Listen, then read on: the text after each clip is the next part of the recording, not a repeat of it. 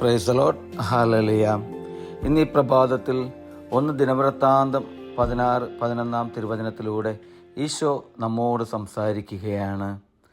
കർത്താവിനെ അന്വേഷിക്കുവിൻ, അവിടുത്തെ ശക്തിയിൽ ആശ്രയിക്കുവിൻ, നിരന്തരം അവിടുത്തെ സാന്നിധ്യം തേടുവിൻ.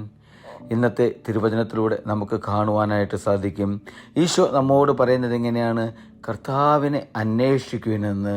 എൻ്റെ പൊന്നു സഹോദരരെ, നമ്മുടെ ജീവിതത്തിൽ നമ്മൾ കടന്നു പോകുന്ന വഴികളിൽ എപ്പോഴും നമ്മുടെ രക്ഷകനായ ഈശോയെ അന്വേഷിക്കുവാനായിട്ട് എനിക്കും നിങ്ങൾക്കും സാധിക്കണം.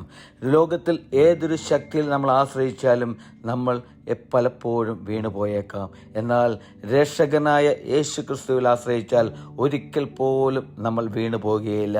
നമ്മെ രക്ഷിക്കാൻ, നമ്മെ കൈപിടിച്ച് നടത്തുവാൻ, നമ്മെ ഉയർത്തുന്ന, നമ്മെ രക്ഷിക്കുന്ന ഒരു നല്ലവനായ ദൈവം, ആ ദൈവത്തിൻ്റെ കൂടെയാണ് ഞാനും നിങ്ങളും വസിക്കുന്നത്, ജീവിക്കുന്നത്. അവിടുന്ന് പറയുന്നത് ഇങ്ങനെയാണ്: നിരന്തരം അവിടുത്തെ സാന്നിധ്യം തേടുവിൻ. എപ്പോഴും ഈശോയോട് കൂടെ ആയിരിക്കുവാൻ, അവിടുത്തെ സാന്നിധ്യത്തിലായിരിക്കുവാൻ എനിക്കും നിങ്ങൾക്കും കഴിയട്ടെ. ഹല്ലേലൂയ. ആമേൻ.